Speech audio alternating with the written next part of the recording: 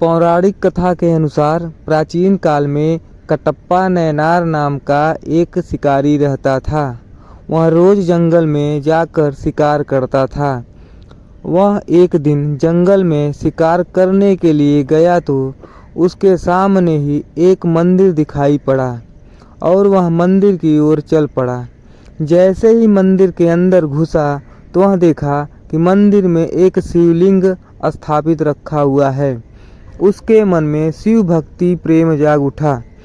फिर वह सोचने लगा कि जो भी मंदिर जाता है दर्शन करने के लिए वह कुछ न कुछ भगवान को चढ़ाता है और मैं क्या चढ़ाऊँ।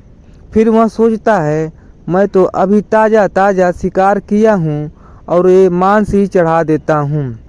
और वह उसके बाद मांस चढ़ाकर चला गया। फिर वह ऐसे ही प्रतिदिन करता था। एक दिन जब वह शिकारी मंदिर में गया तो देखा कि शिवलिंग के ऊपर इतना धूल मिट्टी जमा हुआ है।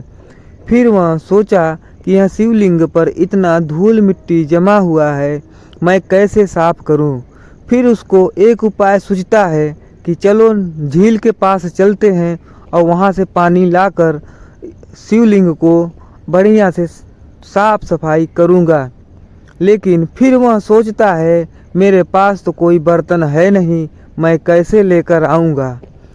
फिर वह चल देता है झील के पास और वह अपने मुंह में पानी लेकर आता और शिवलिंग के ऊपर डालकर साफ सफाई करता और उसके बाद मांस चढ़ाकर वह चला जाता।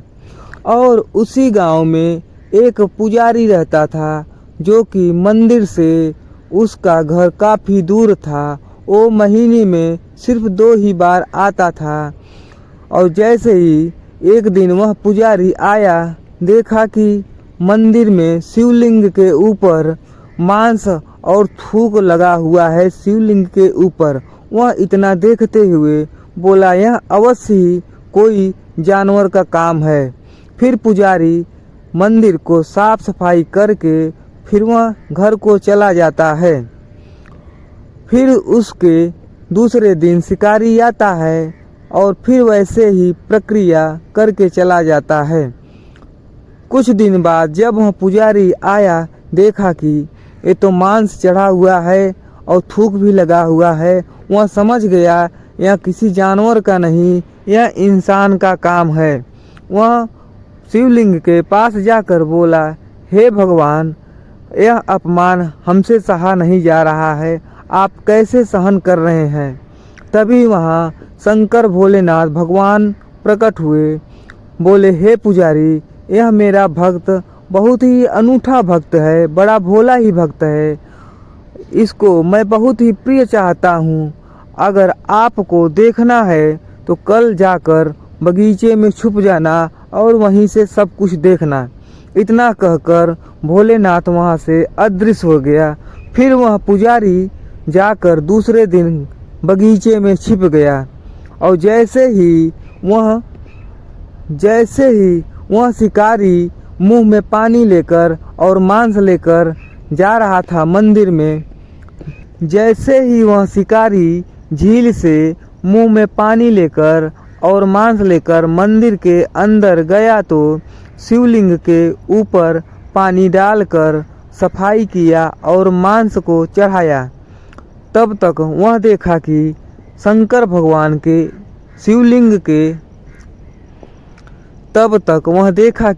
शिवलिंग के एक आंख से खून टपक रहा है। तो वह बड़ा आश्चर्य हुआ, हे भोलेनाथ, आपके आंख से तो खून टपक रहा है। तो वह क्या किया कि चलो मैं इसका कुछ उपाय करता हूँ। तब तक शिकारी का निगाह शिवलिंग के एक आंख पर पड़ा जो कि वहां से खून टपक रहा था। शिकारी देखकर यह बड़ा आश्चर्य हुआ कि भोलेनाथ के आंख से खून टपक रहा है। फिर उसके दिमाग में एक उपाय सूझा। फिर वह गया, जड़ी बूटी लेकर उनकी आंखों पर शिवलिंग के ऊपर लगा दिया। जैसे ही वह लगाया, लेकिन रक्त का बहना बंद नहीं हुआ। फिर वह शिकारी सोचा मैं अपना ही आंख लगा देता हूँ।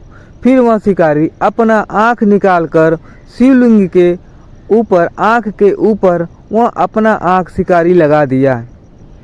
और लगाने के बाद जैसे ही वह देखता है शिवलिंग के दूसरे आँख से भी रक्त बहना शुरू हो गया। शिकारी बड़ा परेशान हुआ। फिर शिकारी सोचा मैं दूसरा भी आँख अपना लगा देता हूँ, लेकिन फिर वह सोचा मैं कैसे लगाऊंगा, मैं अपना दूसरा आँख निकाल दूंगा तो मैं अंधा हो जाऊंगा, फिर भोलेनाथ की दूसरी आँख कैसे मैं देखूंगा। फिर उसके दिमाग में एक उपाय सूझता है और वह अपना पैर उन आँख के ऊपर अंगूठा रखकर फिर अपना आँख निकाला और फिर अपने आँख को शिवलिंग के ऊपर लगा दिया। जैसे ही शिकारी अपना दूसरा आँख लगाया, वहाँ एक अदृश्य प्रकाश हुआ और भोलेनाथ प्रकट हुए।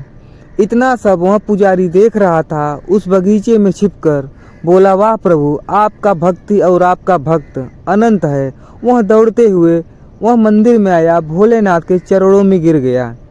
तब तक शिकारी भी महसूस किया कि भोलेनाथ प्रकट हुए हैं और भोलेनाथ उस शिकारी को आशीर्वाद दिया।